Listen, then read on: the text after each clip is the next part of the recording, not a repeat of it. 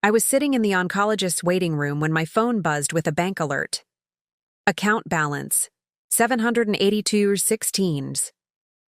My hands trembled as I stared at the screen, unable to process what I was seeing. Just yesterday, our joint account had contained over $347,000, our entire life savings, the money for my treatment, everything.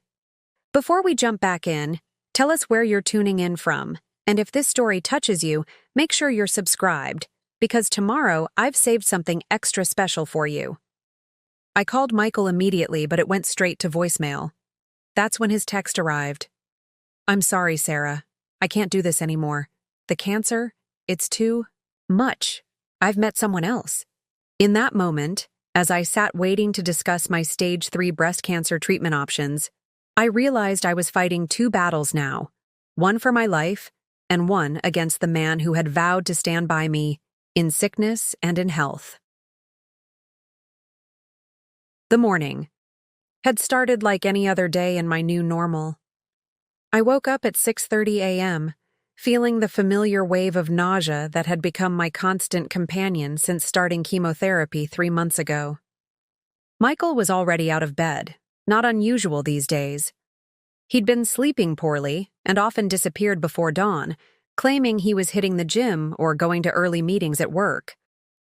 I reached for the ginger tea I kept on my nightstand, a small ritual that sometimes helped settle my stomach before I attempted to face the day. The house was quiet, almost too quiet. Even Bailey, our golden retriever, seemed subdued lately, as if he too sensed the growing distance between Michael and me. "Michael," I called out, my voice echoing through our spacious colonial home in Westlake, the dream house we'd purchased 2 years ago after Michael's promotion to senior investment director. No answer. I slipped on my robe and made my way downstairs, holding the banister a bit tighter than I used to. The chemo had left me with a constant tingling in my fingertips and occasional dizziness. The kitchen was spotless, untouched, really, with just a note on the counter. "Early meeting. Good luck at Dr. Anderson's today. No, love you. No, I'll be thinking of you." Just a clinical acknowledgement of my 10 a.m. appointment. I sighed and folded the note, tucking it into my robe pocket. I told myself not to read too much into it. Cancer was hard on everyone, the patient and the caregivers alike. Michael was just coping in his own way. I made myself a small bowl of plain yogurt, one of the few things I could usually keep down, and took my morning medications. The array of orange bottles had become another fixture in our lives, lined up like little soldiers on the kitchen counter. Anti-nausea drugs, steroids, supplements, and more, the pharmaceutical companions of my cancer journey. Bailey nudged my hand with his nose, his soulful brown eyes looking up at me. I scratched behind his ears, grateful for his unwavering support. "At least you're not going anywhere, right, boy?" He responded with a gentle lick to my hand. After breakfast, I showered and dressed carefully, choosing a soft blue sweater that brought out what was left of the color in my face. My hair was mostly gone now, just a fine layer of fuzz covering my scalp. I'd stopped wearing scarves around the house, another small adaptation, though I usually wore one when going out. Today I chose a pale gray cashmere wrap that Michael had given me for our anniversary last year. By 9:15, I was ready to leave for my appointment. Michael had promised to try to meet me there, but given his note, I wasn't counting on it. In the early days after my diagnosis 6 months ago, he'd come to every appointment, armed with questions and a notebook. He'd been my advocate, my rock. But over the past few months, something had shifted. The appointments became too depressing, the medical jargon too confusing. His absences started with a missed lab checkup, then a consultation, and now I couldn't remember the last time he'd actually spoken directly with my oncology team. I gathered my medical folder. I'd become meticulously organized with my records and my purse. Before leaving, I checked our joint banking app, something I'd started doing more frequently lately. Our finances had always been Michael's domain. As a financial advisor, He had insisted it made sense for him to handle our money, and I'd trusted him completely. Now, with mounting medical bills and uncertainty about how long I'd be unable to work at my graphic design studio, I'd begun paying closer attention. The balance showed $347,826.54, exactly as expected. This was our emergency fund, our security blanket. It represented 15 years of careful saving, smart investments, and planning for a future we'd mapped out together. Seeing the number brought a small measure of comfort. Whatever else was happening between us, at least this part of our life remained solid. I texted Michael, "Heading to Dr. Anderson's now. Will you be able to meet me there?" Then I grabbed my keys, gave Bailey a final pat, and headed out to my car. The drive to Boston Memorial's Cancer Center was familiar now. 28 minutes without traffic. My GPS no longer necessary. I used the time to center myself, playing the meditation playlist my sister Kate had made for me. The gentle music and guided breathing helped calm the anxiety that always preceded these appointments. The cancer center's parking garage was busy, as usual. I found a spot on the 3rd level and made my way to the elevator, exchanging small nods with other patients I recognized but didn't know by name. We were members of an exclusive club no one wanted to join. In the waiting room, I checked in with Denise, the receptionist who always had a kind word. "Dr. Anderson's running about 15 minutes behind today, Sarah," she informed me with an apologetic smile. "Can I get you some tea while you wait?" "I'm fine. Thanks," I replied, settling into one of the surprisingly comfortable chairs in the waiting area. I checked my phone. No response from Michael. I sent another text. "At the center now. Dr. Anderson is running late." Then I opened my e-reader app and tried to focus on the novel I'd been reading, a historical fiction set in 1920s Paris. Before cancer, I could lose myself in books for hours. Now, my concentration came and went, another casualty of chemo brain. After about 5 minutes of rereading the same paragraph, I decided to check our upcoming bills instead. Something concrete I could focus on. I opened our banking app again, entered my password, and that's when I saw it. The notification flashed on my screen. "Your account balance is $782.16. I blinked, certain I had entered something incorrectly. I logged out and logged back in. The number didn't change. 782.16. My heart began to race. There had to be some mistake, some technical glitch. I quickly navigated to the recent transactions section, and that's when everything stopped. A single withdrawal, processed at 7:13 a.m. that morning. Transfer to account ending in 4892. Amount $347,044.38. Account 4892. I didn't recognize it. It wasn't one of our accounts. With trembling fingers, I dialed Michael's number. It rang once, twice, and then went to voicemail. Not the ring several times then voicemail of a missed call, but the immediate redirection of a declined call. "Michael, it's me. There's something wrong with our account. Almost all the money is gone. Call me back immediately, please." 30 seconds later, my phone chimed with a text message notification. "Michael, I'm sorry, Sarah. I can't do this anymore. The cancer, it's too much. I've met someone else." I stared at Michael's text message until the words blurred, my mind refusing to process what I was reading. Someone else? After 15 years of marriage? While I was fighting cancer? The room seemed to tilt sideways, and I gripped the armrest of the waiting room chair to steady myself. "Sarah Lawson?" A nurse called my name, clipboard in hand, oblivious to the fact that my world had just imploded. I need a minute," I managed to say, my voice sounding distant and strange to my own ears. The nurse approached, concern etching her features, as she took in my ashen face. "Are you all right? Do you need some water?" Preparing and narrating this story took us a lot of time, so if you are enjoying it, subscribe to our channel. It means a lot to us. Now back to the story. I held up my phone with a shaking hand. My husband. He just. I couldn't finish the sentence.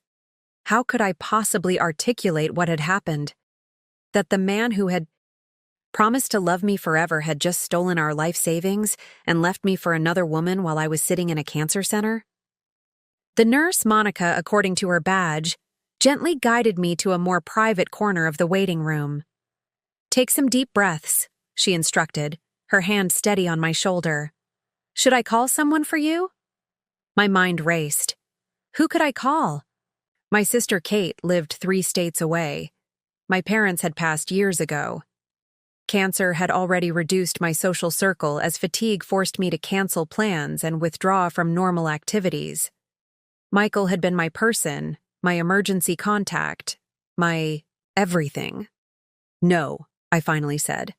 "But I need to reschedule today's appointment. I can't do this right now." Monica nodded, her expression compassionate.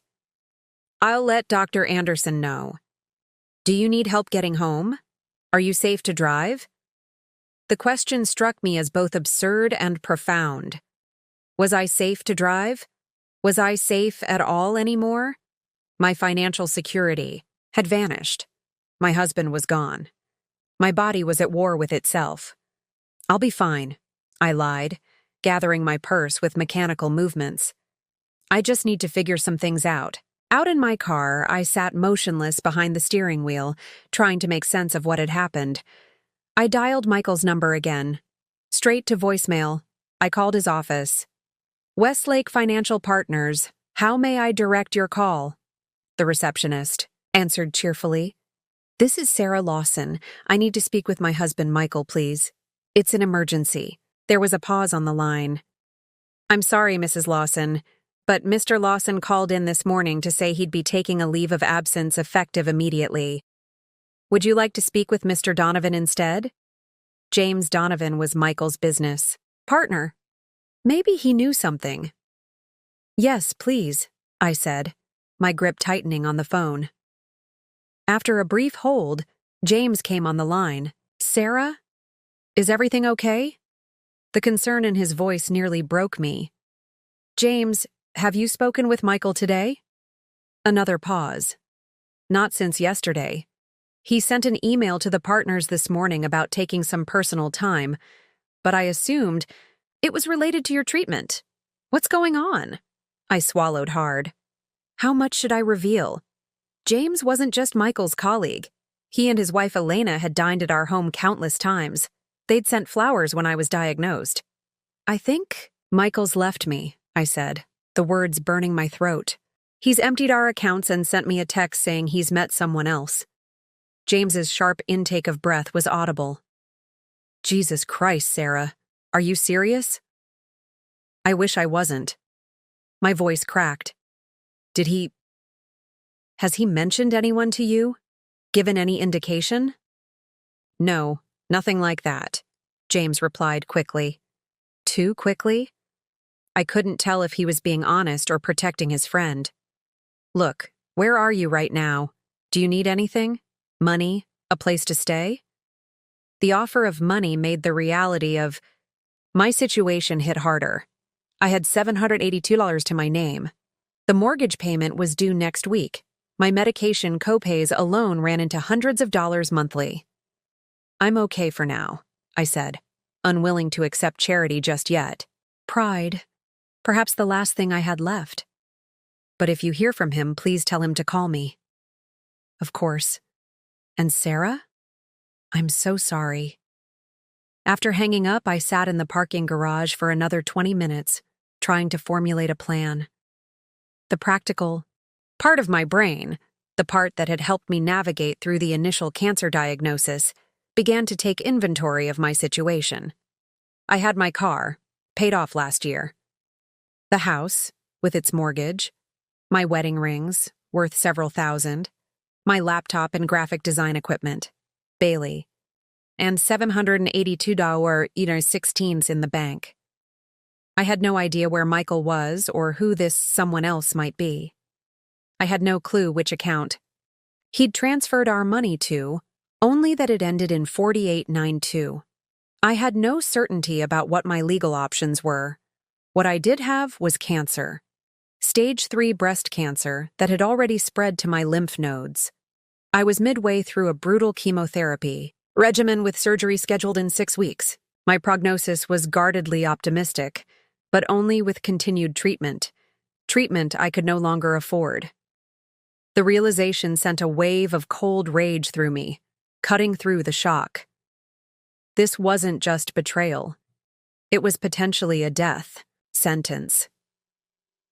With shaking hands, I started the car and began the drive home, my mind shifting from disbelief to something harder, more focused. If Michael thought he could simply walk away while I quietly died, broken alone, he didn't know me at all. At home, Bailey greeted me with confused enthusiasm, obviously sensing something was wrong but happy to see me nonetheless. I dropped to my knees in the entryway and buried my face in his golden fur, allowing myself exactly 1 minute of sobbing. Then I stood up, wiped my eyes, and began a systematic search of the house. Michael's closet was half empty, the expensive suits and casual wear gone. His toiletries had vanished from the bathroom. His passport was no longer in the fireproof safe where we kept important documents, but he'd left his framed law degree on the wall of his home office, his golf clubs in the garage, and oddly, the vintage watch his father had given him on our wedding day. In his desk drawer, I found a crumpled receipt from Tiffany & Co. dated 2 weeks earlier. $6,700 for a diamond pendant. It hadn't been a gift for me. As I held the receipt, staring at the exorbitant amount spent on another woman while I rationed my anti-nausea medication, something inside me shifted. The shock was giving way to a cold, clear anger that felt almost alien. I had spent months fighting to live. Now I had something new to fight for. Justice. I opened my laptop and began making a list. People who might know where Michael had gone. Financial institutions to contact. Legal resources for abandoned spouses. My fingers flew across the keyboard with purpose. My phone rang, startling me. For a brief, hopeful moment, I thought it might be Michael coming to his senses. Instead, it was a number I didn't recognize. "Hello?" I answered cautiously. "Is this Sarah Lawson?" A woman's voice, unfamiliar and slightly nervous. "Yes. Who's calling?" A pause. "My name is Jessica. Jessica Winters. I think we need to talk about Michael." My hand tightened around the phone. "Jessica Winters," I repeated, the name unfamiliar, yet somehow significant. "And how exactly do you know my husband?" There was a pause on the line. I thought he was divorced," she finally said, her voice small. "That's what he told me, that the divorce was finalized months ago." The room seemed to spin again, so this was her, the someone else. The recipient of a $6,700 diamond pendant while I rationed anti-nausea medication. "Well," he lied, I said, my voice steadier than I expected. "We're very much married. Or at least we were until about 2 hours ago when he emptied our joint account and texted me that he was leaving." "Oh my God," Jessica whispered. I swear I didn't know. Part of me wanted to lash out, to pour all my pain and rage onto this stranger. But something in her voice, the genuine shock, the tremor of distress, made me pause. "How did you get my number?" I asked instead. "I found your contact in his phone while he was in the shower," she admitted. "I've had suspicions. Things that didn't add up." When I confronted him about some inconsistencies in his stories, he got angry. But then I saw a text notification from someone named Dr. Anderson's office about rescheduling a follow-up. My oncologist. The appointment reminder. "Where is he now?" I asked, trying to keep my voice level. "He left about an hour ago. Said he had meetings all day, but he's been taking mysterious calls and disappearing a lot lately. That's partly why I decided to call you. Something feels wrong." I almost laughed at the absurdity. Something feels wrong. My husband had stolen our life savings, abandoned me during cancer treatment, and apparently been living a double life with this woman. Wrong didn't begin to cover it. Jessica, I said carefully, I think we both deserve answers. Would you be willing to meet somewhere? There was a lengthy silence before she responded. Yes, I think that would be good. There's a coffee shop called Meridian on 7th Street. Do you know it? I did.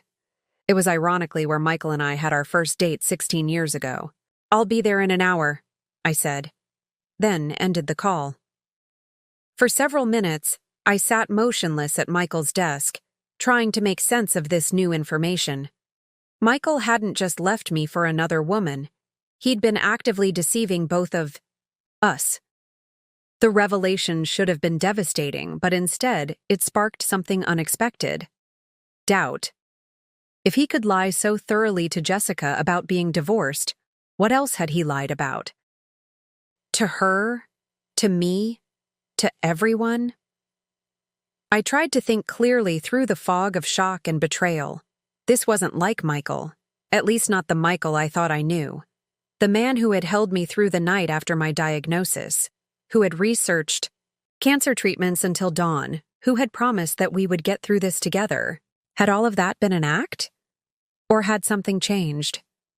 I walked to our bedroom, my bedroom now, and sat on the edge of the bed, catching sight of myself in the dresser mirror. The woman who stared back looked like a stranger, pale and drawn, with dark circles under her eyes and a blue-gray scarf covering her nearly bald head. Cancer had transformed me physically. Had it transformed Michael too, turning him into someone capable of such cruelty? No, I said aloud, surprising myself. This wasn't about my cancer. The Tiffany receipt was dated 2 weeks ago, but Jessica spoke as if their relationship had been going on for some time.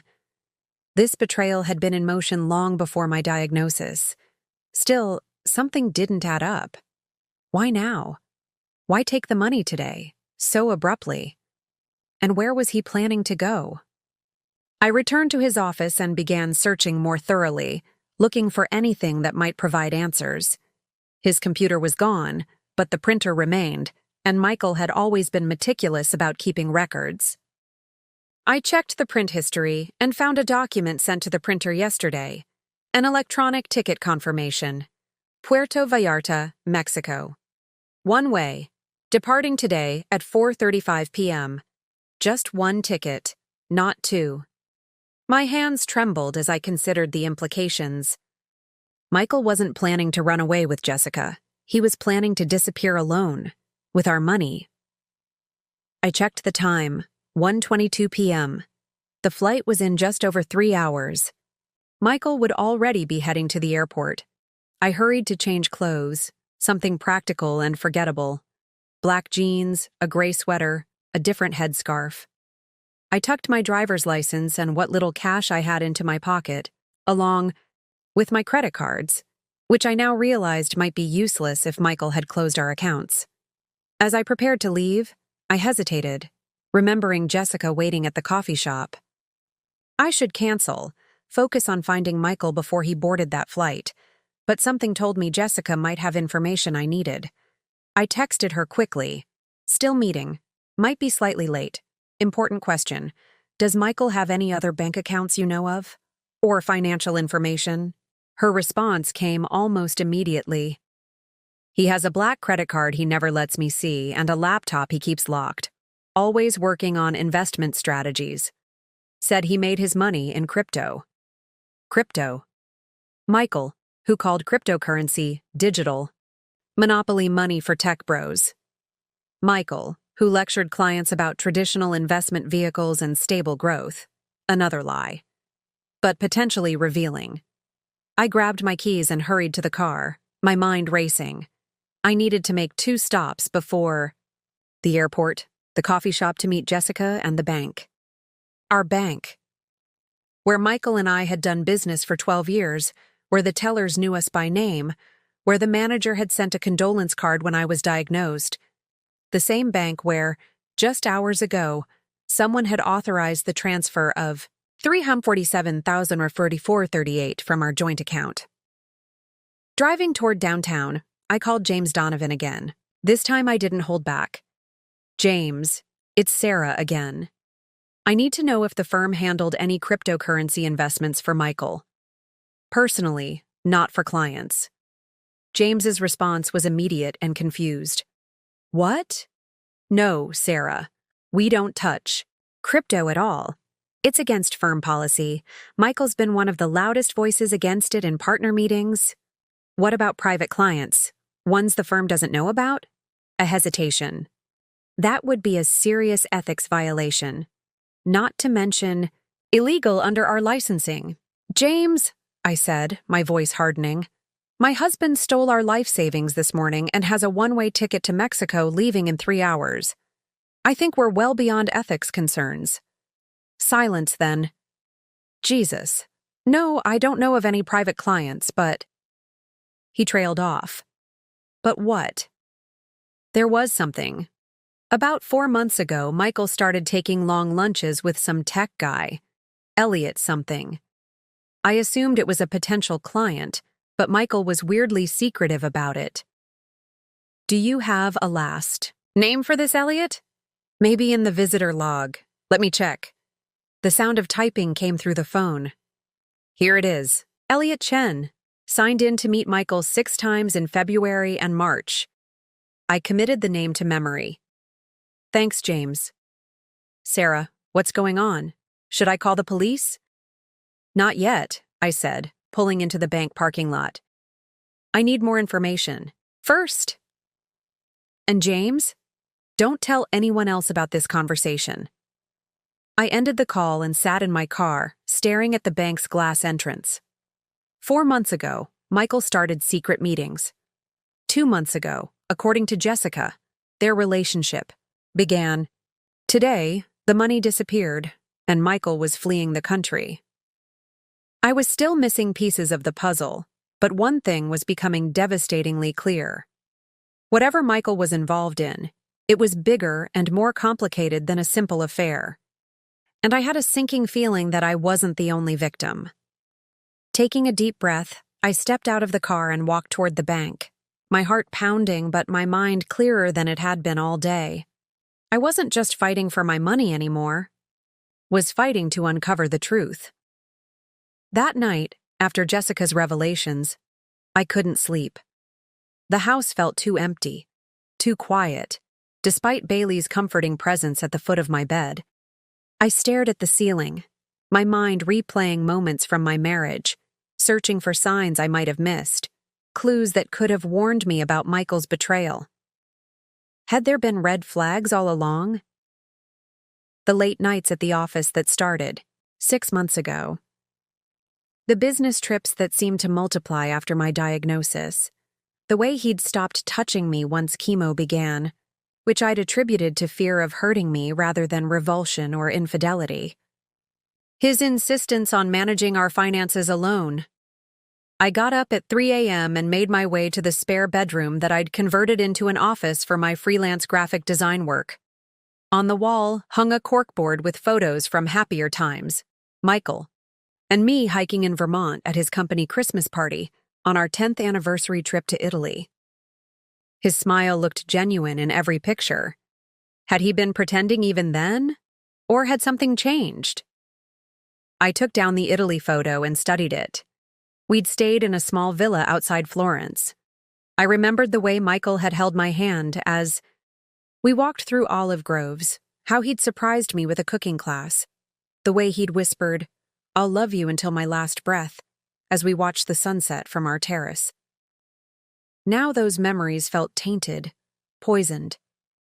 Had any of it been real? I opened my laptop and began scrolling through old emails, looking for changes in tone or frequency. Over the past year, Michael's messages had indeed become shorter, more perfunctory. Working late. Don't wait up. Client. Dinner tonight. Meeting in New York back Thursday. Then I found something. An email from 9 months ago before my diagnosis. Michael forwarding a listing for a beachfront property in the Cayman Islands. Something to consider for our future? he'd written. The house was beautiful and expensive at $1.2 million. We'd never discussed moving to the Caymans.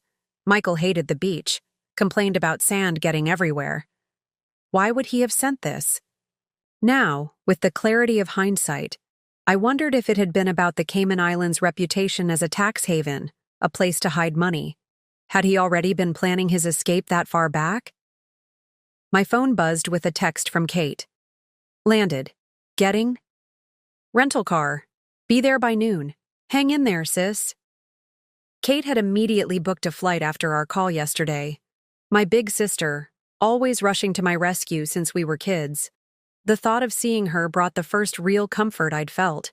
Since Michael's text, I made my way downstairs, Bailey padding after me. The morning light illuminated rooms that suddenly felt like a museum to a life that no longer existed. Photos of Michael and me on the mantel, his favorite coffee mug in the dish drainer, the throw blanket he always used when watching football, games on the couch. I opened the refrigerator, staring blankly at its contents. The simple act of feeding myself seemed monumental. I hadn't eaten since yesterday morning, but nausea, from chemo or from shock I couldn't tell, made food unappetizing. I forced down some toast and took my medications, methodically checking each pill against my treatment schedule. Today was supposed to be a good day in my chemo cycle, with minimal side effects. I needed to be clear-headed. After showering, I stood before the bathroom mirror, really looking at myself. My body had changed so much in 6 months. The hair, loss I'd expected, but not how much weight would disappear from my face, how shadows would form under my eyes, how my skin would take on a grayish undertone. I traced the outline of my collarbone, more prominent now. Was this why Michael had left? Had my illness made me too difficult, too demanding, too ugly? The thought brought fresh tears. I leaned against the cool tile wall, sliding down until I sat on the bathroom floor, hugging my knees to my chest. No, I said aloud, my voice echoing against the tiles. This is not about me. Jessica's words from yesterday came back to me. I had no idea you were sick. He told me you two had separated last year. Michael's betrayal wasn't a response to my cancer. He'd been cultivating his relationship with Jessica, a 29-year-old paralegal at a firm his company worked with, for nearly a year. According to Jessica, he'd told her he was divorced when they first met, then amended his story to say they were separated and finalizing the divorce. He'd been living a double life long before my diagnosis.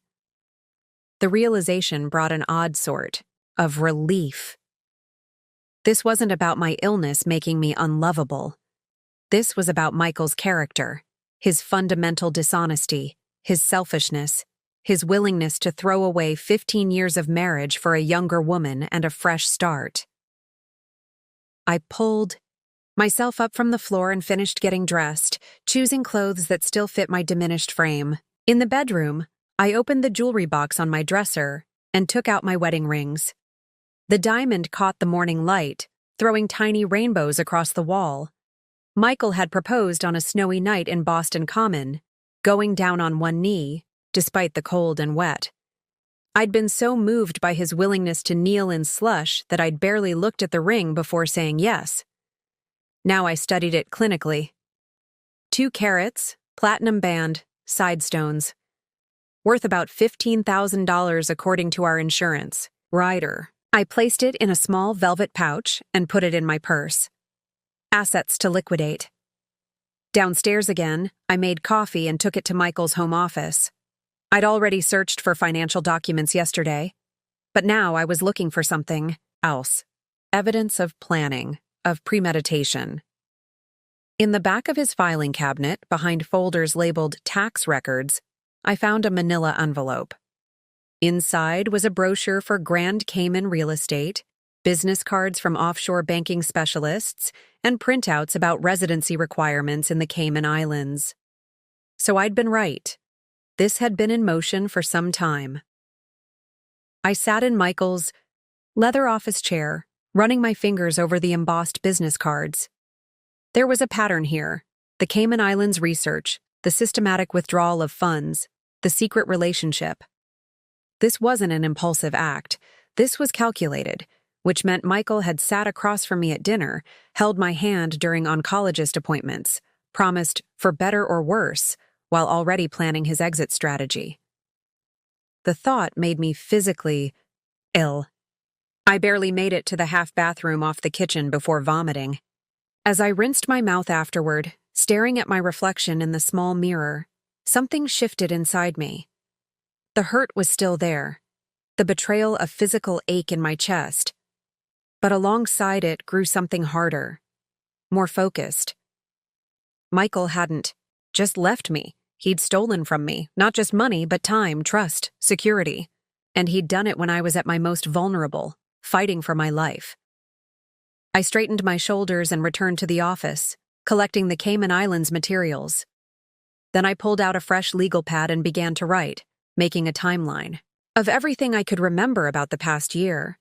Michael's changing behavior, financial decisions, absences. This wasn't just emotional processing anymore. This was evidence gathering. The doorbell rang, startling me. Bailey raced to the front door, barking excitedly. I wasn't expecting Kate for several hours yet. I approached cautiously, looking through the peephole. A tall man in a crisp suit stood on my porch, holding a leather briefcase. "Mrs. Lawson?" He called through the door. "My name is Victor Ramirez. I'm an attorney. I believe we have a mutual acquaintance in Jessica Winters." I hesitated before opening the door. My instinct was to ignore it, to wait for Kate's arrival before dealing with any more complications. But something about the name Jessica had sent this lawyer, and I needed answers more than I needed protection. I opened the door, keeping Bailey close by my side. "Mr. Ramirez?" The man nodded politely. "Mrs. Lawson, thank you for seeing me without an appointment. May I come in? I believe I have information that will be valuable to you." I studied him carefully. Early 50s, with salt and pepper. Hair and kind eyes behind stylish glasses. His suit was expensive but not flashy. His demeanor professional but not cold. I stepped aside to let him enter. "I have to ask how you know Jessica," I said as I led him to the living room, "and why she would send you to me." Victor Ramirez set his briefcase on the coffee table and took a seat when I gestured to the couch. "I've represented Jessica's family for many years. When she called me yesterday, clearly distressed after meeting you, I agreed to look into the situation." He paused. "What your husband has done may constitute more than just marital abandonment, Mrs. Lawson. It potentially crosses into criminal territory." My heart skipped a beat. "Criminal? How so?" "Financial fraud, for one," he replied, opening his briefcase. "And depending on what we find, potentially identity theft and tax evasion as well." "I don't understand," I said, sinking into the armchair across from him. "Michael took money from our joint account. It's legally his too." Victor shook his head. "It's not that simple, especially given your medical situation. There are laws that protect vulnerable spouses, particularly when one partner attempts to hide assets during a divorce or separation. But there's something more specific that brought me here." He pulled out a folder. "Jessica shared some documents with me that Michael had left at her apartment. She was troubled by them, especially after learning about your cancer." He handed me the folder. Inside were copies of loan applications, all in my name, dating back 3 months. Home equity lines of credit, personal loans, credit card applications with high limits. "I never applied for any of these," I said, my voice barely above a whisper. "That's what I suspected," Victor nodded grimly. "Your husband appears to have been systematically taking out loans using your information, possibly forging your signature. The amounts total just over $420,000. The room seemed to tilt. $420,000 on top of the $347,000 he took from our joint account? I'm afraid so. Most of these have been approved but haven't hit your credit report yet because they're so recent. They will soon, though. I placed the folder on the table with trembling hands. So he's stolen nearly $800,000, and I'm on the hook for half of it? That's what he intended, I believe. But there's a silver lining here. Victor leaned forward. What he's done isn't just morally reprehensible, it's illegal. Identity theft. And fraud charges could be filed. And from what Jessica has shared, I believe I know where Michael is planning to go. The Cayman Islands, I said softly. Victor's eyebrows rose. You knew. I told him about the brochure and documents I'd found that morning. He nodded thoughtfully. That confirms it. Jessica mentioned he had talked about starting over somewhere tropical. He's likely planning to transfer the money offshore where it would be extremely difficult to recover. My mind was spinning with implications. How much time do we have? Not much. Based on the timeline Jessica provided, he's planning to leave the country this weekend, 3 days from now. I stood up and walked to the window, trying to steady my breathing. 3 days to somehow stop Michael from disappearing with our life savings plus hundreds of thousands in fraudulent loans that would destroy my credit and leave me financially devastated. 3 days while I was fighting cancer, barely able to keep food down some days. Mrs. Lawson, Sarah, Victor said gently, I understand this is overwhelming, but there are legal measures we can take immediately. Emergency court orders can freeze assets. The fraud documentation can trigger criminal investigations. The question is, are you willing to pursue this aggressively? I turned to face him. Why are you helping me? Did Jessica hire you? Victor shook his head. No. Jessica was a victim in this too, albeit in a different way. She believed she was in a relationship with a divorced man, not someone abandoning his cancer-stricken wife. He paused. My wife died of breast cancer 5 years ago. I understand, in some small way, what you're going through. The treatments, the uncertainty. He cleared his throat. Let's just say I have a personal interest in seeing justice done here. His sincerity was palpable. For the first time since Michael's text, I felt like I might have a fighting chance. What do we do first? I asked. Victor pulled out his tablet. First, we document everything. Then we file emergency motions to freeze any accounts we can identify. After that, we contact the police about the identity theft. He paused. There's one more thing. Jessica told me Michael has been making regular calls to a bank in Grand Cayman. She overheard enough to get the name, Cayman Continental Trust. Something clicked in my mind. I hurried to Michael's office and returned with his personal planner, the one thing he'd forgotten to take, tucked in a desk drawer. He always uses this for passwords, I explained, flipping through it. He thinks he's clever with his system, but I figured it out years ago. Near the back, I found what I was looking for. A series of numbers and letters labeled simply CCT. Below it, another code. 4892. The account number, I breathed. 4892. That's where he transferred our money. Victor's eyes widened. This is extremely valuable. With this, we might be able to trace exactly where the money went. As we sat there plotting our next moves, the doorbell rang again. This time, I knew who it was. Kate burst in as soon as I opened the door, wrapping me in a fierce hug before I could even speak. I caught an earlier flight, she explained, then noticed Victor sitting in the living room. Who's this? After quick introductions and a brief explanation, Kate sat beside me, her expression hardening as Victor detailed what we'd discovered. So Michael didn't just leave? He's been systematically stealing from my sister while she's fighting cancer? Kate's voice was tight with anger. And now he's planning to flee the country with nearly $800,000? That appears to be the case, Victor confirmed. Kate turned to me, her eyes flashing with determination. We're not letting him get away with this. Not a chance in hell. I felt a surge of strength, bolstered by Kate's presence and Victor's expertise. For the first time since reading Michael's text, I felt something beyond shock and despair. I felt purpose. I might be sick, I might be betrayed, but I was not powerless. There's one more thing, I said, picking up my phone. I think I know someone who can help us track Michael's movements. I scrolled to a contact I hadn't used in years.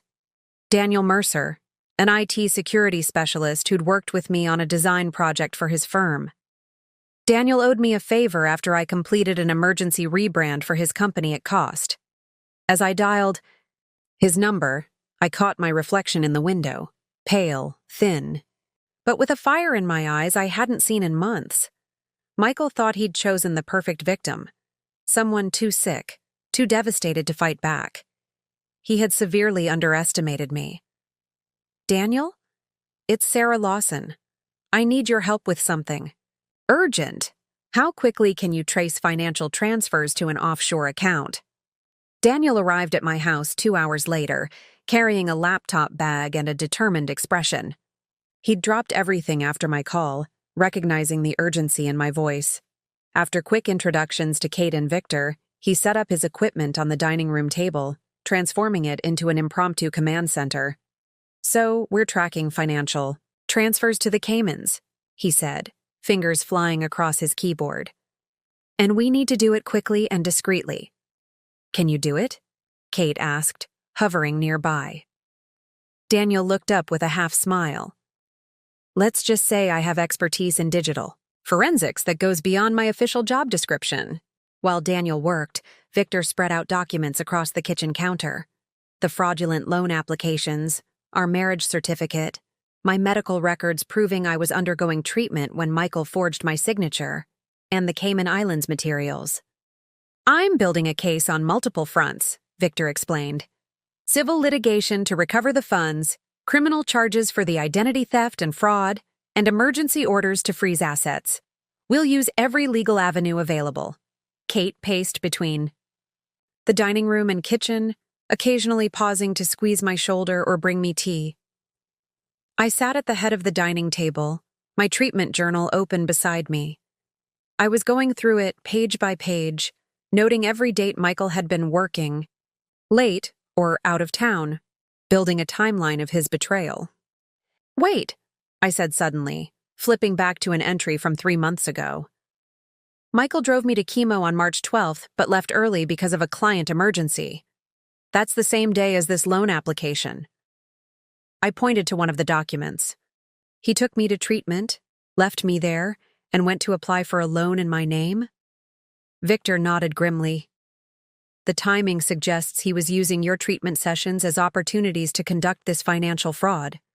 You were accounted for, and he knew exactly where you were and how long you'd be there.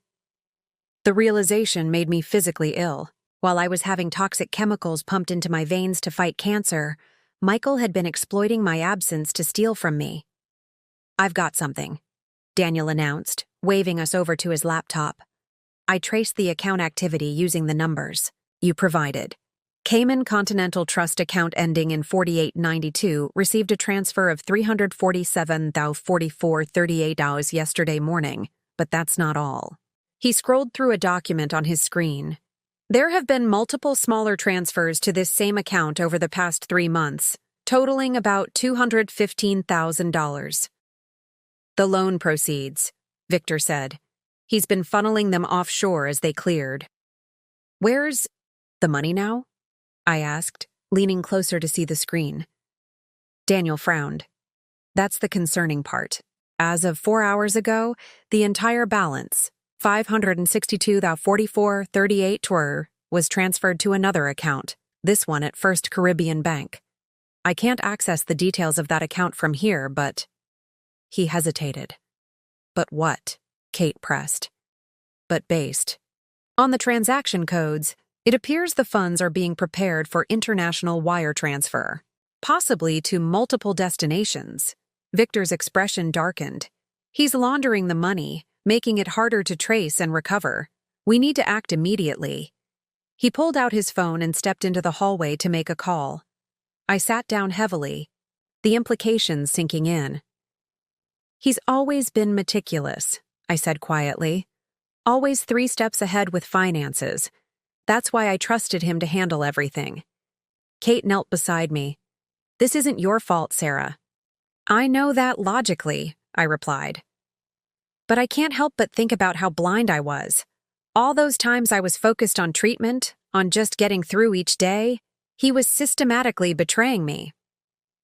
I looked down at my hands, thin and pale, with visible veins. I was fighting for my life while he was planning to steal it. Daniel cleared his throat. I think I found something else, he said, his tone suggesting he wasn't sure I'd want to hear it. The bank records show regular payments to a property management company in Grand Cayman starting 6 months ago. Monthly payments consistent with a lease or mortgage. 6 months ago, right around the time my diagnosis came through. The timeline suddenly crystallized with sickening clarity. He's been planning this since I got sick, I whispered. The diagnosis was his trigger to leave. I walked to the kitchen window, staring out at the garden I'd been too ill to tend this spring.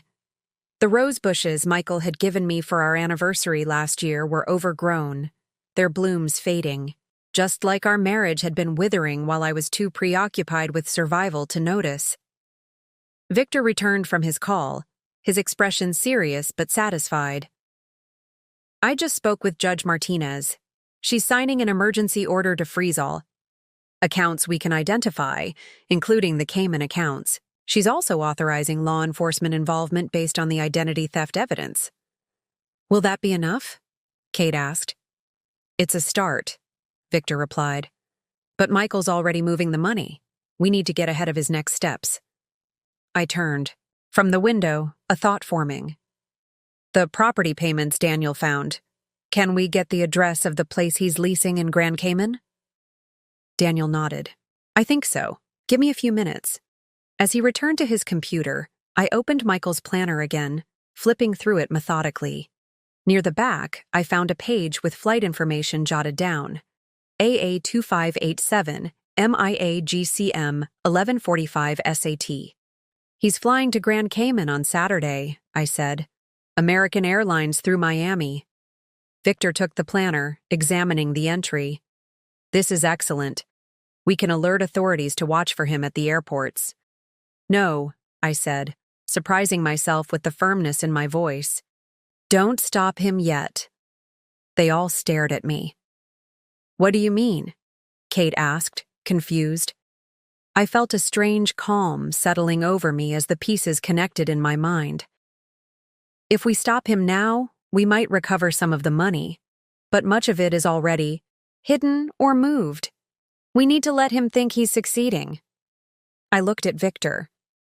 What's the legal term for when someone brings illegal money into a country? Currency smuggling, Victor replied. A federal offense with significant penalties. I nodded. And if he's arrested for that, all his assets would be subject to seizure. Victor finished, understanding dawning on his face. Including any we haven't yet identified. Exactly, I said. Michael thinks he's winning. He thinks I'm too sick, too devastated to fight back effectively. That's his weakness, his arrogance. I looked at the 3 people who had rallied to my side. So let's use it against him. Daniel grinned. I like how you think, Sarah. Kate looked worried. But what if he gets away? What if he slips through somehow? I met her gaze steadily. He won't, because we're not just going to track him. We're going to be one step ahead of him. I turned to Victor. How quickly can we get to Grand Cayman? Victor raised an eyebrow. You want to go there yourself? With your medical condition? I have 10 days until my next treatment, I replied. And this is about more than money now. This is about justice. As the 4 of us huddled around the dining table, formulating a plan, I felt something I hadn't experienced since my diagnosis, a sense of purpose beyond mere survival. Michael had tried to destroy me at my most vulnerable. Instead, he'd awakened something in me that had been dormant for too long. The hunt was on, and Michael had no idea what was coming for him. By nightfall, our dining room had transformed into a war room. Laptops open, documents spread across every surface, empty coffee cups littering the table. The initial shock of Michael's betrayal had crystallized into something harder, more focused, a determination that seemed to energize even my cancer-weakened body. "Let me make sure I understand the plan," Kate said, massaging her temples. "We're going to let Michael think he's getting away with everything, follow him to Grand Cayman, and then catch him in the act of accessing the stolen funds?" "That's the essence of it," Victor confirmed, reviewing notes on his tablet. "But we need to be strategic about this. Grand Cayman has strict privacy laws that protect banking customers. We can't just show up and demand access to accounts." "That's where I come in," Daniel said, turning his laptop to show us a complex spreadsheet. "I've traced the money as far as I can remotely, but once we're on the island, I can use local networks to pinpoint exactly where the funds are being held and how they're being moved." "Is that legal?" Kate asked hesitantly. Daniel and Victor exchanged glances. "Let's just say it's a gray area," Victor replied carefully. "But given the circumstances, identity theft, fraud, abandonment of a spouse with a serious medical condition, we have significant legal and moral latitude." I nodded, studying the satellite map of Grand Cayman that Daniel had pulled up. "The property payments trace to this address," I said, pointing to a beachfront villa on the island's western shore. "That's likely where Michael is planning to stay." "It's about a 15-minute drive from Owen Roberts International Airport," Daniel noted, "and only 5 minutes from the financial district where most of the banks are located." I closed my eyes for a moment, visualizing Michael's routine. After 15 years of marriage, I knew his habits, his preferences, his patterns. "He'll want to settle in first," I said, opening my eyes. "Get unpacked, maybe have a drink on the terrace."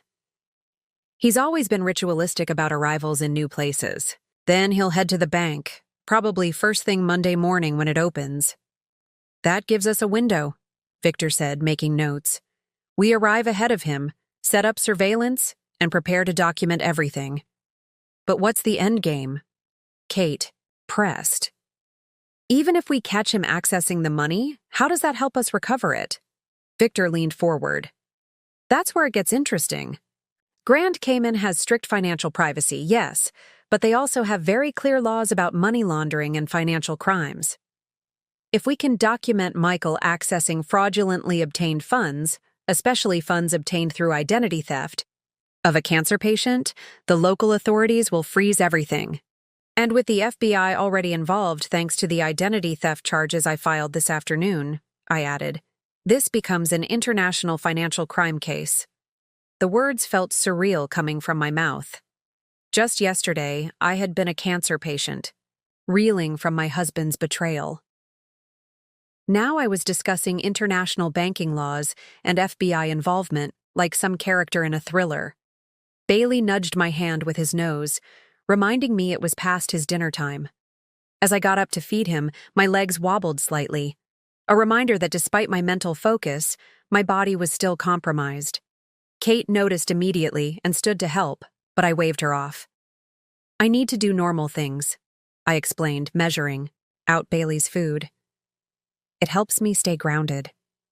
While Bailey ate, I stepped outside onto the back porch, needing a moment alone.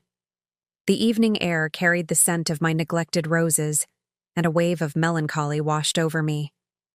How many evenings had Michael and I spent out here planning our future? Talking about the family we might have, the trips we would take when we retired, the dreams we shared. All lies, or at least they had become lies at some point. My phone buzzed in my pocket, a reminder for my evening medication. I took the pills dry, having become adept at swallowing them without water during chemo sessions. Another skill I'd gained in this unwanted journey. When I returned inside, the team had moved on to logistics. "I've booked 3 rooms at the Ritz-Carlton," Victor was saying. "It's not the closest hotel to Michael's villa, but it's unlikely he'd recognize my name on a reservation, and they have excellent security." "3 rooms?" I questioned. "There are 4 of us." Victor looked uncomfortable. "I wasn't sure if you'd be coming, given your medical situation. I can book another room immediately." No need, Kate interjected. Sarah and I can share. Like old times. She smiled at me, but I could see the worry in her eyes. Daniel had moved on to transportation. I've arranged for a rental car under my company name. Again, nothing Michael would recognize if he happened to see the paperwork. I sat down, feeling the weight of what we were undertaking. I need to contact my oncologist, I said. Make sure I'm cleared for travel. I've already spoken with Dr. Anderson, Kate admitted. I called while you were reviewing documents with Victor. She's concerned but understands the situation is urgent. She's sending a prescription for additional anti-nausea medication and recommending you see a doctor in Grand Cayman if you stay longer than 5 days. I felt a rush of gratitude for my sister's foresight. Thank you. Victor checked his watch. It's getting late, and we have an early start tomorrow. American Airlines has a 7 a.m. flight to Grand Cayman through Miami. We should all try to get some rest. As Daniel packed up his equipment and Victor gathered his documents, I pulled Kate aside. Are you sure about this? I asked quietly. It's not too late to back out. I could try to handle this through official channels. Let the lawyers and authorities deal with it. Kate's expression hardened. That bastard stole from you while you were fighting cancer. He left you with nothing when you needed him most. There is no way in hell I'm backing out. We're doing this. After our guests left, with plans to reconvene at the airport at 5 a.m., Kate helped me pack a small suitcase. We kept it minimal. A few comfortable outfits, my medications carefully organized in a pill case, and essential toiletries. As I folded a light sweater, airports and planes were always cold, and chemo had left me perpetually chilled, I came across the scarf Michael had given me for Christmas.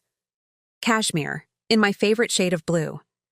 I started to set it aside, then reconsidered and packed it anyway.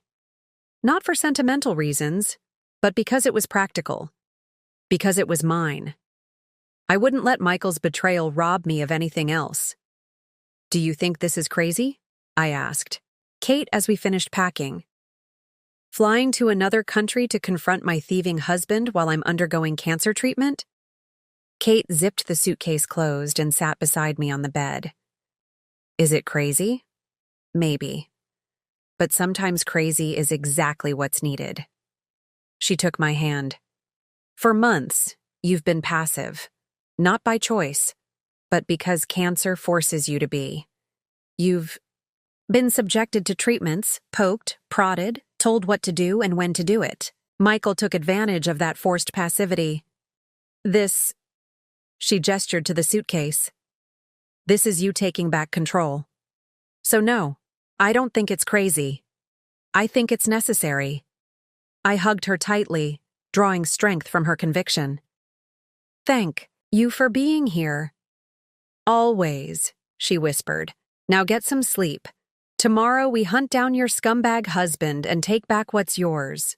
That night, for the first time since my diagnosis, I didn't dream about cancer cells multiplying in my body or hair falling from my head. Instead, I dreamed of justice, swift, complete, and righteous. Morning arrived too quickly. I had barely slept 4 hours, but adrenaline pushed away fatigue as Kate and I loaded our luggage into her rental car.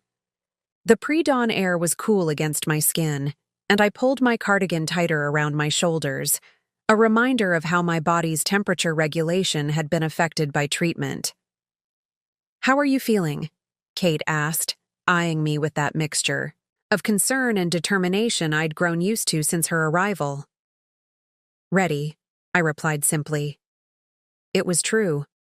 Despite everything, the cancer, the betrayal, the physical weakness, I felt more focused than I had in months. We met Victor and Daniel. At the airport as planned, Victor looked fresh and professional in a light summer suit, as if international justice missions were routine for him. Daniel appeared more rumpled but alert, his laptop bag slung over his shoulder. I have updates, Daniel said as we settled, at our gate after clearing security.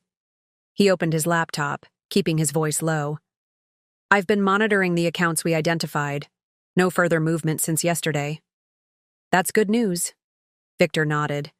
It means Michael likely hasn't accessed the funds since the initial transfers. What about Jessica? I asked, thinking of the young woman who had unwittingly become entangled in Michael's deception. Has she heard from him? Victor pulled out his phone. She texted me early this morning. Michael called her last night, told her he needed some time alone to sort things out. Said he'd contact her when he returns from a business trip. He's still stringing her along? Kate muttered, disgusted. Actually, Victor replied, Jessica's fully aware of the situation now, and she wants to help. This surprised me. Help how? She's agreed to text him normally, not let on that she knows anything. She'll report any contact to us immediately. I considered this. Jessica was yet another victim in Michael's web of lies, and now she was becoming an ally. The coalition against Michael was growing. While we waited to board, my phone buzzed with a text from an unfamiliar number. Sarah, this is Jessica. Victor gave me your number. I'm so sorry about everything. I had no idea about your situation or what Michael was doing. I want you to know I'm doing everything I can to help make this right.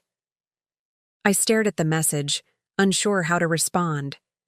This woman had been sleeping with my husband for months, albeit unknowingly. Yet here she was, reaching out, apologizing, offering help.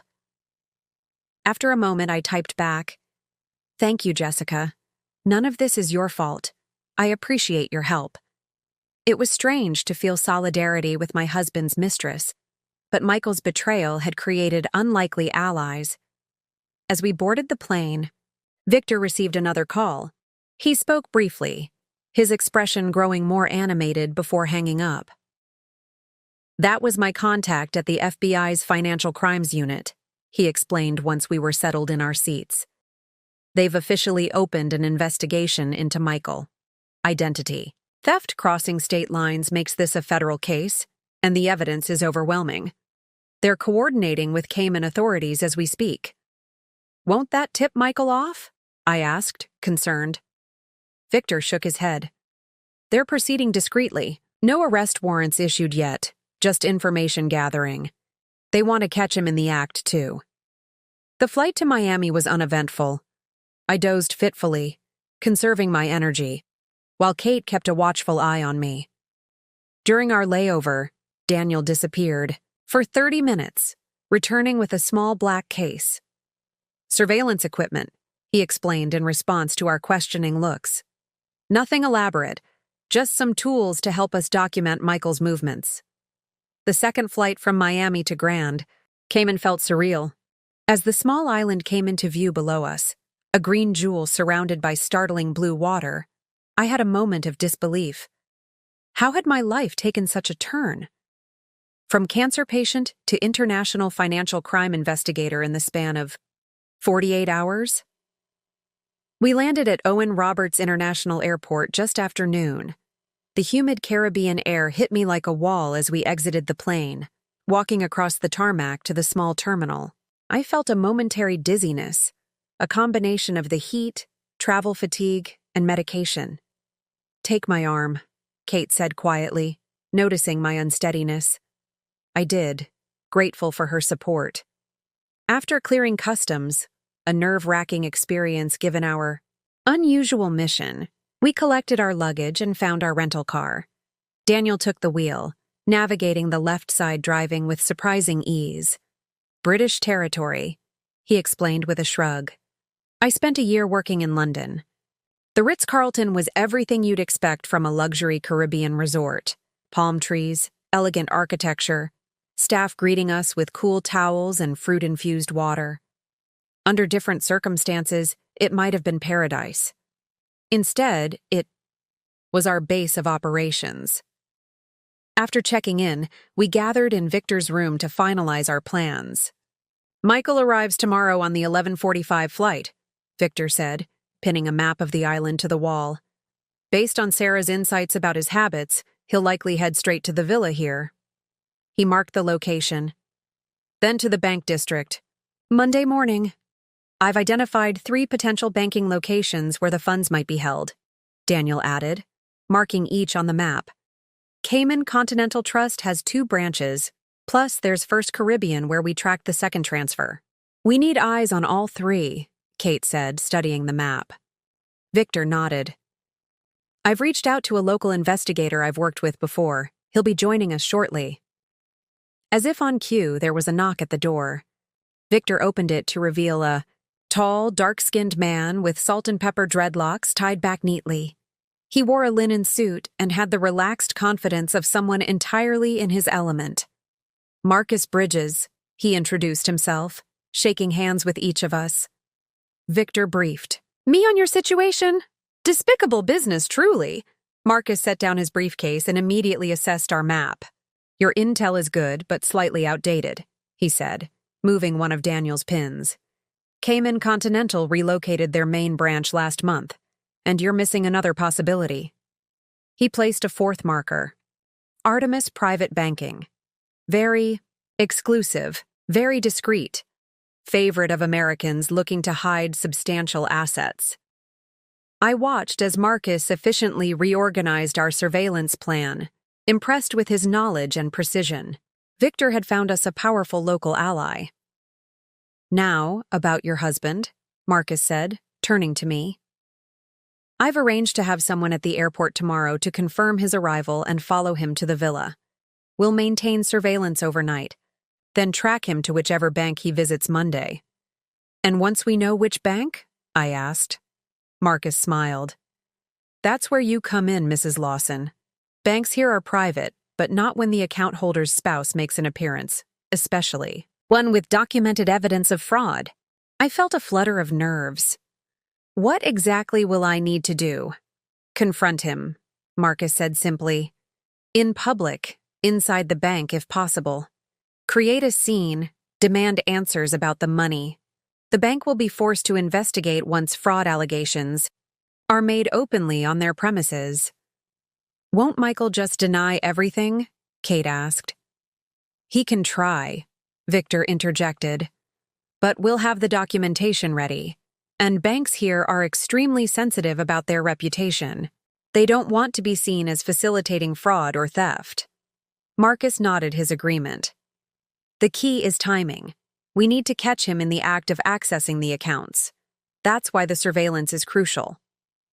As our planning session continued, I felt the reality of what we were attempting sink in. Tomorrow, Michael would arrive, believing himself clever and safe. The day after, I would confront him, exposing his betrayal and theft in the very place he thought would protect him. A wave of exhaustion hit me suddenly, my body reminding me of its limitations. Kate noticed immediately. Sarah needs to rest, she announced, brooking no argument. We can continue this later. As Kate helped me back to our room, I couldn't help but feel grateful for this unlikely team that had assembled around me. My sister, a lawyer with personal motivation, a tech specialist with questionable but useful skills, and now a Cayman investigator with intimate knowledge of the local system. Michael had isolated me through my illness, making me dependent on him. He never imagined I would build a coalition of my own, one dedicated not to my care, but to justice.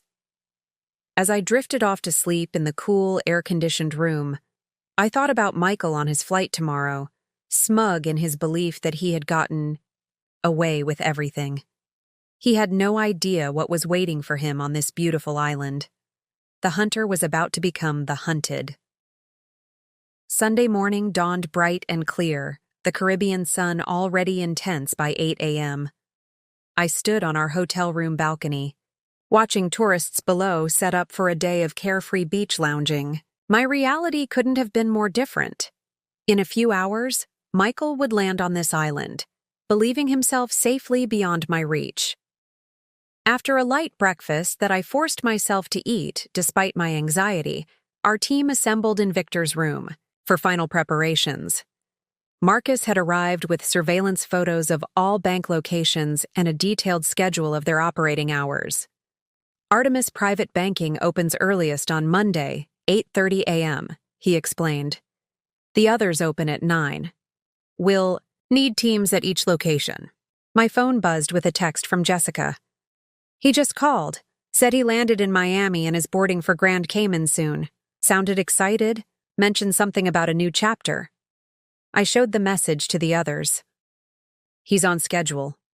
Good. Victor nodded.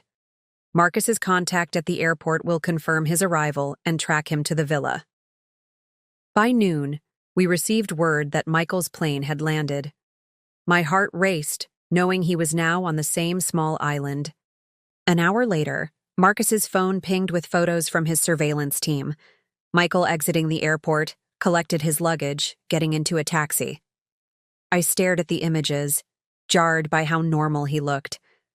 Tanned, rested, wearing linen pants and a light blue shirt I'd given him for his birthday last year. He was smiling slightly, the expression of a man without worries or guilt.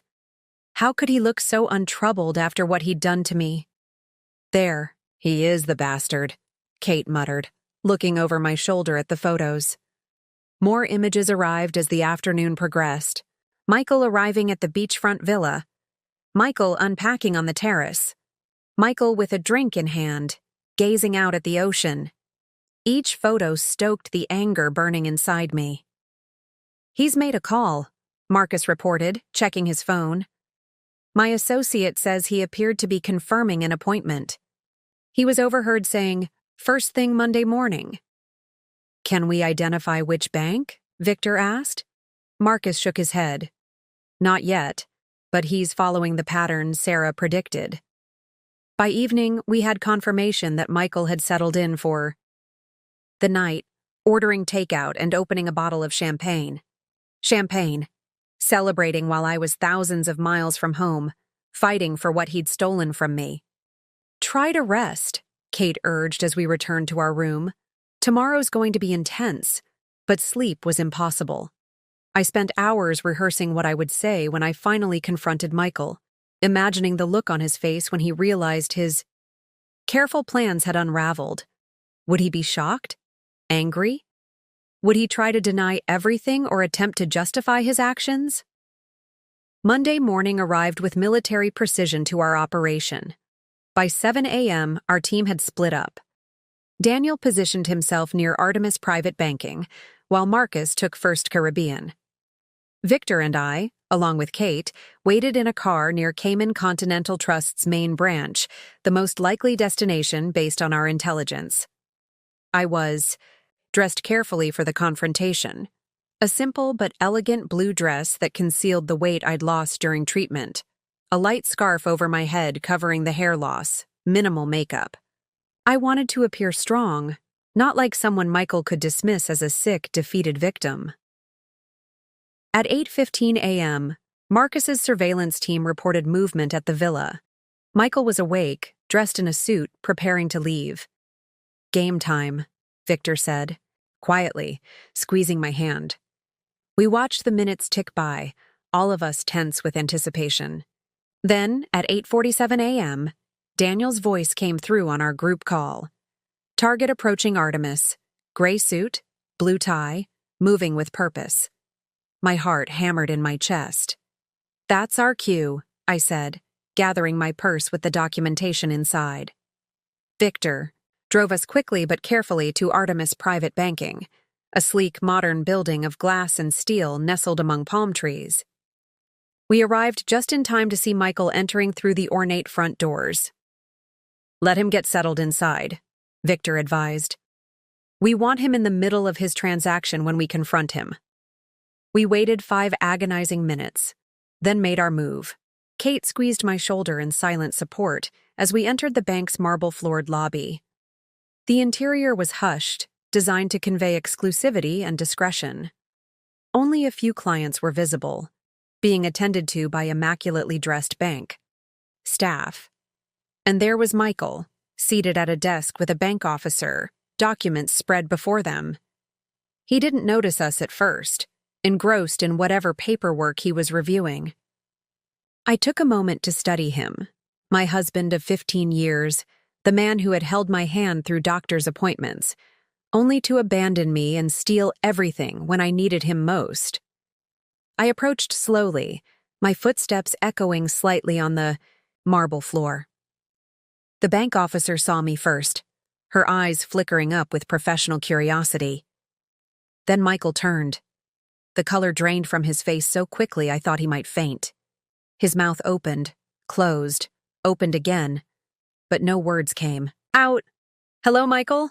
I said, my voice steadier than I had expected. Surprise. The bank officer looked between us, confusion evident. Mr. Lawson, is everything all right? It's far from all right, I answered for him, placing my hand on the desk. I'm Sarah Lawson, his wife, the wife he abandoned during cancer treatment. After emptying our joint account and taking out fraudulent loans in my name, Michael found his voice at last. Sarah, how did you… He stood abruptly, his chair scraping loudly against the floor.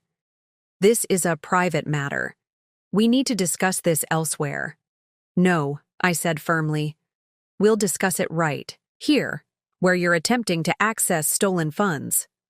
The bank officer's professional demeanor faltered. Sir, is there something I should know about these funds? Michael forced a laugh, though his face remained pale. This is a misunderstanding. My wife is unwell, unfortunately. Cancer treatments have affected her mentally. I'm here on legitimate business. That was when Victor stepped forward, presenting his business card to the bank officer. Victor Ramirez, attorney. I assure you, Mrs. Lawson is perfectly lucid. What isn't legitimate is the source of the funds Mr. Lawson is attempting to access. He placed a folder on the desk. These are records of fraudulent loans taken out in Mrs. Lawson's name without her knowledge or consent, along with transfers from their joint account made while she was receiving cancer treatment. The FBI has opened an investigation, which I'm sure Artemis Private Banking would prefer not to be associated with. The bank officer's expression shifted from confusion to alarm. She stood up. I need to speak with my manager immediately. Please, all of you, wait here. As she hurried away, Michael turned to me, his face contorted with anger and fear. How did you find me? How could you possibly know that you were stealing from me? That you had a girlfriend on the side? That you'd been planning your escape? For months? I laughed bitterly. You underestimated me, Michael. You thought cancer would make me weak, helpless. You were wrong. Kate stepped closer, her expression fierce. You left her with nothing, while she was fighting for her life. Michael's eyes darted around the bank, clearly seeking an escape route. But Marcus had positioned himself near the exit, and Daniel was visible through the glass walls, speaking with someone who appeared to be security. You can't do this, Michael hissed, lowering his voice. You have no right to interfere with my accounts here. Your accounts? I repeated incredulously. You mean the accounts containing money stolen from me? Taken while I was in chemotherapy? While I trusted you to manage our finances because I was too sick to do it myself? Michael's expression hardened. You were dying. What was I supposed to do? Watch all our money disappear into medical bills for a lost cause? The cruelty of his words hit me like a physical blow. Kate gasped beside me, and even Victor looked shocked. But in that moment, something crystallized within me. This man, this stranger wearing my husband's face, had never loved me. Not really. He had loved what I provided. Stability, support, a comfortable life. And when that was threatened by my illness, he'd revealed his true nature. I'm not dying, Michael, I said quietly, my voice somehow stronger for its softness. I'm fighting. Something you know nothing about. You're a coward, who ran at the first sign of trouble, who stole from the person who trusted you most. The bank manager appeared with 2 security officers and the original bank officer. Mr. Lawson, Mrs. Lawson, I understand there's a dispute regarding the funds in this account. Victor stepped forward again. More than a dispute. There's documented fraud, which I'm prepared to demonstrate. Given the circumstances, we request an immediate freeze on all accounts held by Michael Lawson at this institution. The manager studied the documentation Victor presented, then looked gravely at Michael. Sir, we take allegations of financial impropriety extremely seriously. Until this matter is resolved, I'm afraid we must comply with this request. Michael's face contorted with rage. You can't do this. That money is mine. Actually, I said, finding strength in his desperation, it's mine, and I'm taking it back. As security moved toward Michael, the reality of his situation seemed to finally sink in. His carefully constructed escape plan was collapsing around him. The money he thought safely hidden was now frozen. The new life he had planned was evaporating before his eyes. And I, the wife he had discarded and robbed, was standing before him not as a victim, but as his downfall. The aftermath of the bank confrontation unfolded with dizzying speed. Security escorted Michael to a private room while the manager spoke with Victor about freezing the accounts. I stood in the marble lobby, feeling strangely hollow despite our victory. Kate kept her arm around my shoulders, steady and protective. Lawson? The bank manager approached us, his expression grave but respectful. We're contacting the relevant authorities. Given the nature of the allegations and the evidence presented, we're initiating our fraud protocols immediately. What does that mean exactly? I asked.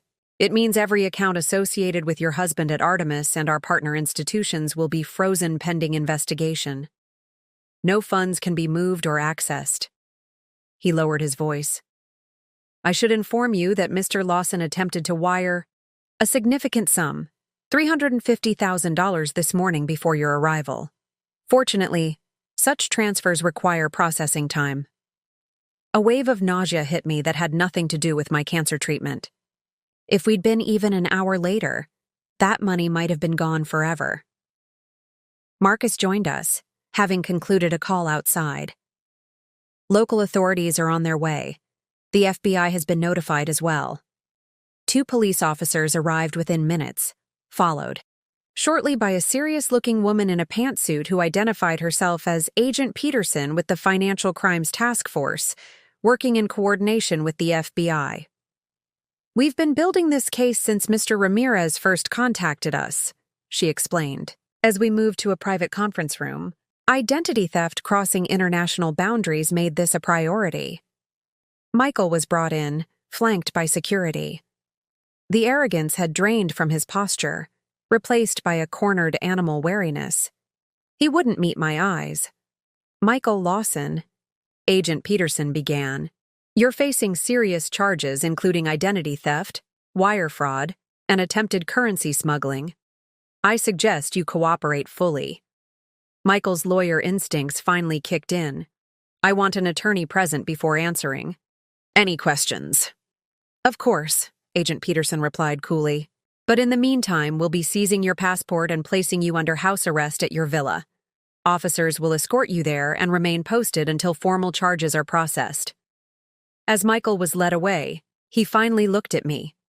Sarah, he said, his voice suddenly soft, pleading. You don't understand. I was scared. The medical bills, your prognosis. I panicked. I felt nothing but cold clarity as I met his gaze. No, Michael, this wasn't panic. This was premeditated. You planned this for months while holding my hand through chemo. While I was fighting for my life, you were planning to steal it. I made a mistake, he tried again. We can work this out.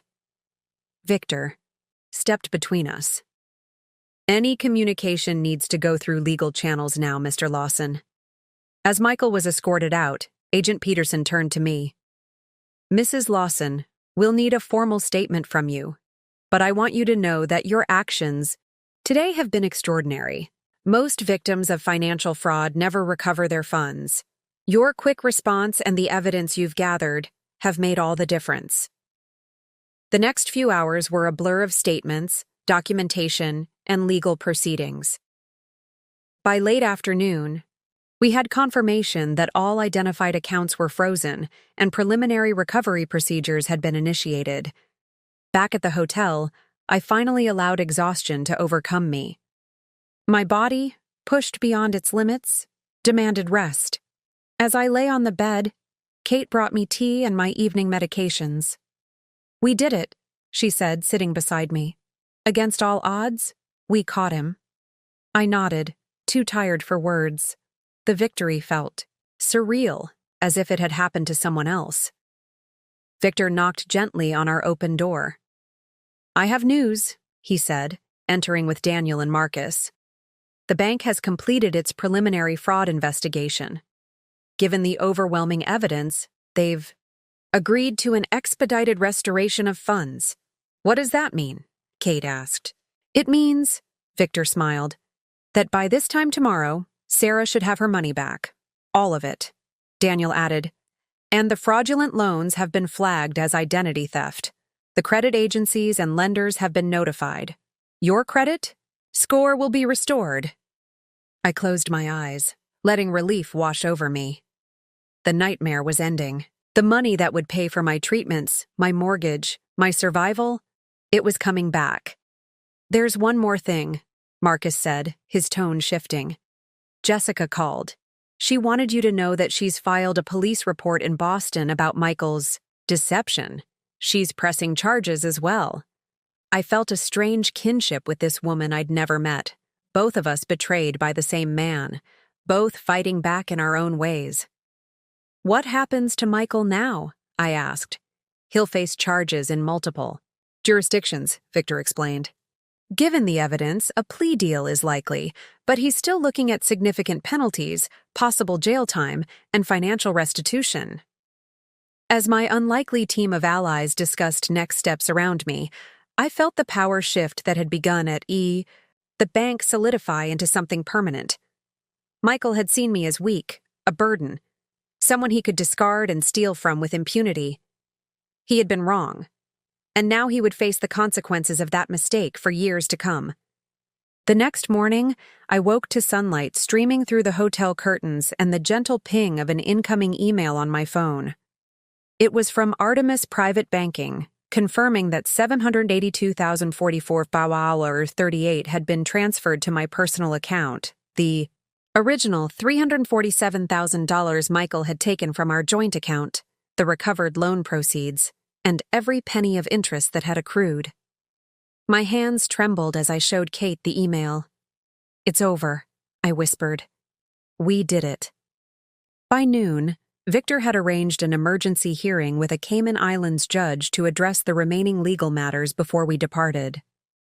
Michael appeared with a hastily retained local attorney, his expression grim. He looked smaller somehow, diminished without his arrogance and secrecy to bolster him. The judge, a stern woman with silver hair and piercing eyes, reviewed the evidence efficiently. She spoke directly to Michael in a voice that brooked no argument. "Mr. Lawson, the evidence of financial fraud is overwhelming. You exploited your wife's medical vulnerability to commit these acts, which this court finds particularly reprehensible." She glanced at me with brief compassion before continuing. "While formal extradition proceedings are being arranged, you will remain under house arrest.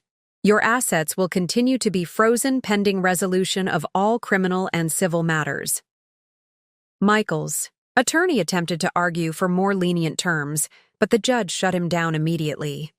"Sir, your client systematically defrauded his cancer-stricken wife. This court is not inclined toward leniency." As we left the courtroom, Michael tried once more to speak with me. "Sarah, please. We were married for 15 years. Doesn't that mean anything?" I studied him. This stranger I had once loved. It meant everything to me, Michael. That's the difference between us. Back at the hotel, I sat on the balcony overlooking the ocean, finally allowing myself to process all that had happened. In less than a week, my world had been shattered and then reconstructed into something entirely new. "Are you ready to go home?" Kate asked, joining me with 2 glasses of iced tea. Home. The word felt different now. Not the house I had shared with Michael, but something more fundamental. A place that was mine, where I could continue my recovery on my own terms. "Yes," I said, taking the tea. "I have a treatment scheduled in 4 days, and I want to see Bailey." Victor joined us on the balcony. "Everything's arranged. Our flight leaves tomorrow morning. The FBI will handle the ongoing case against Michael. You won't need to return here." Daniel added, "And I've set up monitoring on all your accounts and credit. Reports. If anyone even thinks about touching your finances without authorization, we'll know immediately. That evening, we shared a quiet dinner at the hotel restaurant, my unlikely team of defenders who had come together to help me claim justice. As we toasted our success, Marcus raised his glass with a warm smile. To Sarah, he said, who reminded us all that true strength isn't about physical power or financial control.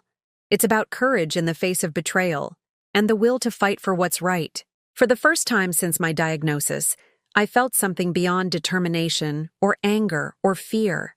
I felt hope, pure and powerful, for whatever came next. 6 months later, I sat in Dr. Anderson's office, holding my breath as she reviewed my latest scan results. The months since Grand Cayman had been a blur of treatments, legal proceedings, and rebuilding my life piece by piece.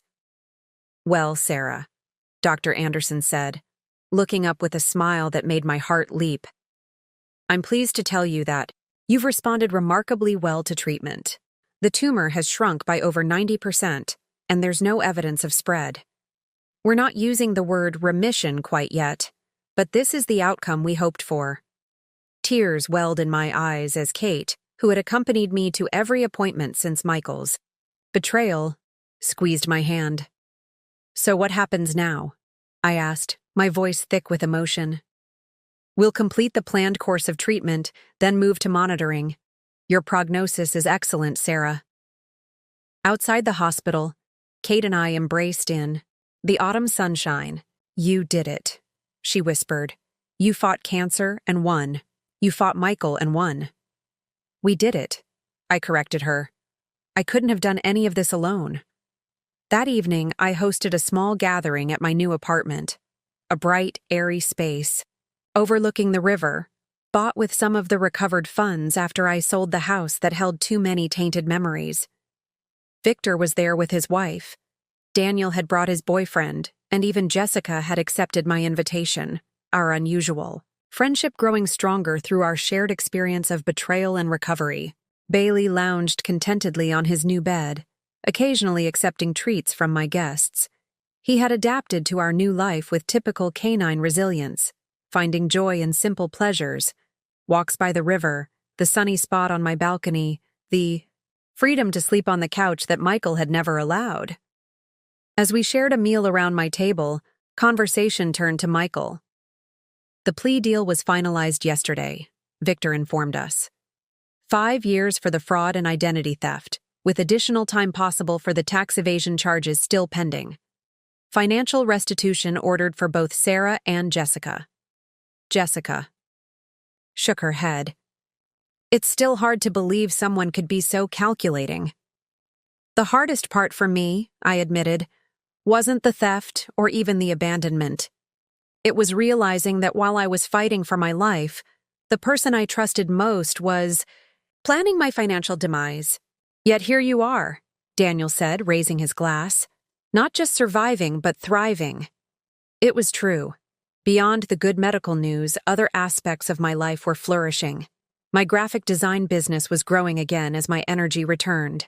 I had started volunteering with a cancer support group, helping others navigate the financial aspects of treatment. Most importantly, I had reclaimed my sense of self, not as someone's wife, not as a cancer patient, but as Sarah, complete and whole on my own terms. Later, after my friends had gone, I stood on my balcony watching the city lights reflect on the water. My phone chimed with a text from Kate. Proud of you, sis. Always. I smiled, thinking of the journey that had brought me here. When Michael emptied our account that day in the oncologist's waiting room, he thought he was destroying me. Instead, he had inadvertently set me on a path to discovering my own strength, a strength that cancer couldn't diminish and betrayal couldn't break. The woman who had sat stunned in that waiting room, staring at her empty bank account, couldn't have imagined this outcome. She couldn't have foreseen the allies who would rally around her, the justice she would claim, or the new life she would build from the ashes of betrayal. That woman had felt like a victim. But standing here now, watching, The river flowed beneath the stars. I was something else entirely. I was a survivor.